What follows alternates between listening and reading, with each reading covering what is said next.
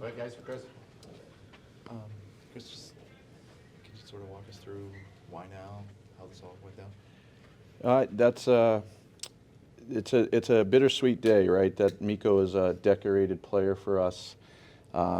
He's an elite winger in this league, and so it was a tough few days, but we just felt the timing was right, and when the last few days it kind of came together, and we decided to act yesterday, but it wasn't without a lot of serious thought, I can assure you of that.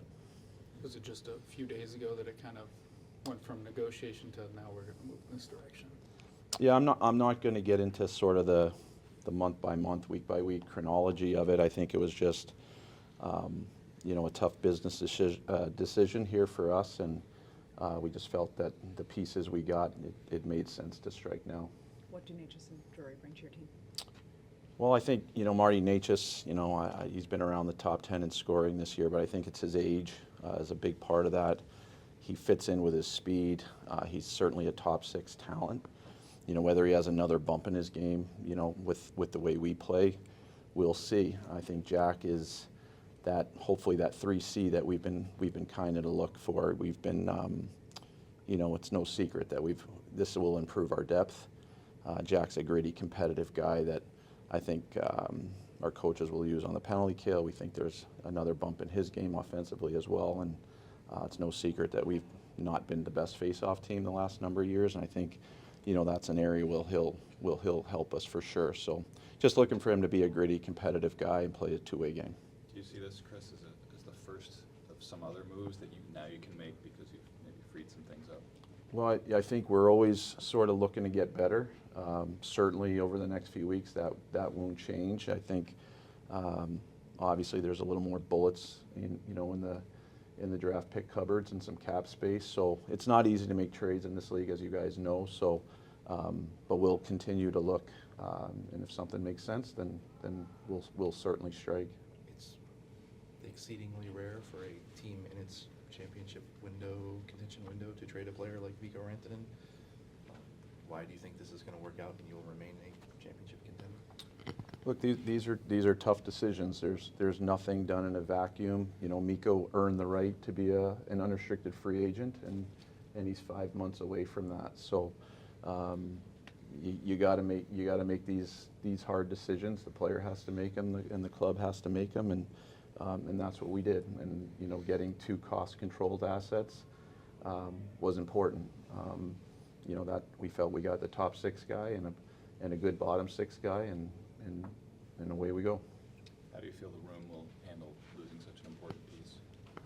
I don't think it's an issue at all. I think they're pros. It's not the first time, right? We've lost some pretty good players here, from the 2020s on. It's a byproduct of the cap world. I think COVID was a tough thing at the time of the cycle we were in. We certainly lost some good players because we didn't have the cap increases that were hopefully going to come, but that no one feels sorry for you. There's a lot of teams that have had to deal with that as well, but I think our guys are, they're a weathered group.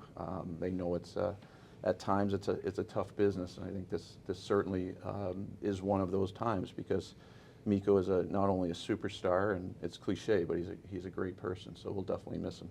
At that moment when you finalize this deal, for you, are there nerves? Is there anticipation? Is there excitement? Like, what is just that feeling when you complete a deal of this magnitude? Yeah, I think it's all of that. I think look, we're all fans of the game. You get attracted, to you'll fall in love with your players, I guess. At times you want to see them do well, and it's definitely a tough part of the business, but that's the job. So you got to feel like what you're doing is best for the logo and best for the team, short and long term, and you try and marry those things together, and you make the best decision you can.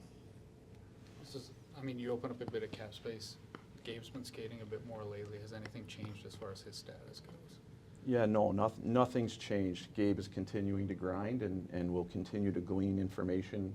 Hopefully, maybe it was month by month, and hopefully now it's going to be week by week. But I think every little bit that goes by, but there's nothing in the near horizon, that's for sure. You mentioned the cap. There has been lots of kind of smoke about, hey, it's going to go up this much or this much or this much the next few years. How did you weigh, like, hey, the cap might be a lot more in a couple of years and we might be able to afford all of this, to what you just said about, like, this? Yeah, the cap is going to go up, you know, but you've got to do your internal outlooks, right, for next year. We still, like the player you just mentioned, we still have a serious unknown on that we don't have that information today. We have to operate in many different lenses and look at it from many different perspectives, and that's certainly one of them. But I think one of the areas where it's clear we're not deep enough, and I think that you got to be deep to go 4 rounds, and hopefully this is going to help that. Obviously, he's a superstar.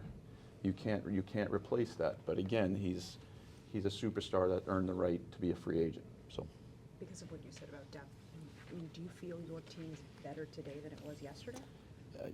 Again, you lose a superstar, so we're going to have to try and replace him in the aggregate. 50-goal scorers don't grow on trees. You have to usually draft and develop them, and Mikko was a home run for us for many, many years. So I'm not going to sit here and say, we're going to miss him. There's no ifs, ands, or buts about that.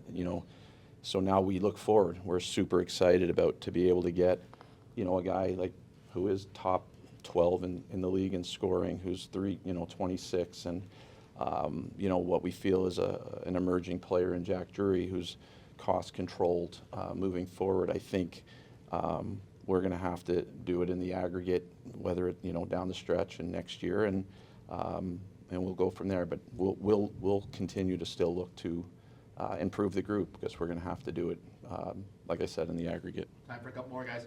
It just was draft. I mean, he's mostly been playing wing, but do you guys view him as a wing, or is there potentially he could play behind Nate? I think the flexibility certainly is there. I think it's been a while since he's played middle, but I think we're drawn to his speed. Right? He's an electric skater. Obviously, Nate and Cale and Connor, and then I think Marty is in that discussion. He can fly, so I think that's going to translate well with us. I think the flexibility for Coach Bednar to use him, whether it's trying with Nate or use his transportability with a guy like Casey, and how he's going to deploy him on the power play. I think it gives him a lot of options. And listen, if he wants to try him in the middle of the ice, I won't bat an eye. I wouldn't be upset about that either. You mentioned that trades are hard to make in this league. You've made maybe the 2 biggest ones in the league this year. You've had all these injuries. You've overhauled the roster in certain ways. Just what has this year been like for you? Oh no, it's just been hockey, right? That's the job. I think it's hard because the cap world makes it hard, right? And for us, the injuries are different lengths of time and that sort of thing. But I think you don't look to go out and make trades. You look to try and if you feel you have to, then you have to. I think our group is a resilient group. I think our guys are. They're competitive and obviously want to win, and I think the goaltending earlier in the year we needed to address that, and we did, and hopefully that'll continue to be stabilized. And the last few days there's tough decisions, but that's the job. Chris, obviously you mentioned trading a superstar. It's not easy to do, but you reached the point where you're going to do it. Do you realize the impact that can have on the fan base and the reaction sometimes? I'm sure there's going to it hurt, right? It hurts, right? He's a homegrown talent. He's a superstar person. He's a superstar human being. I think that's sports, right? And we're going to talk about it. People are going to talk about it. I'm sure there's your heartstrings, right? Get tugged, and that's why we all do this. And so yeah, I mean, it'd be lying if I'm like that, right? He's that good of a hockey player, and it's going to sound cliche, but he's a superhuman being. This wasn't, he had the UFA card, and we felt this was what we had to do. Okay, thank you, Chris.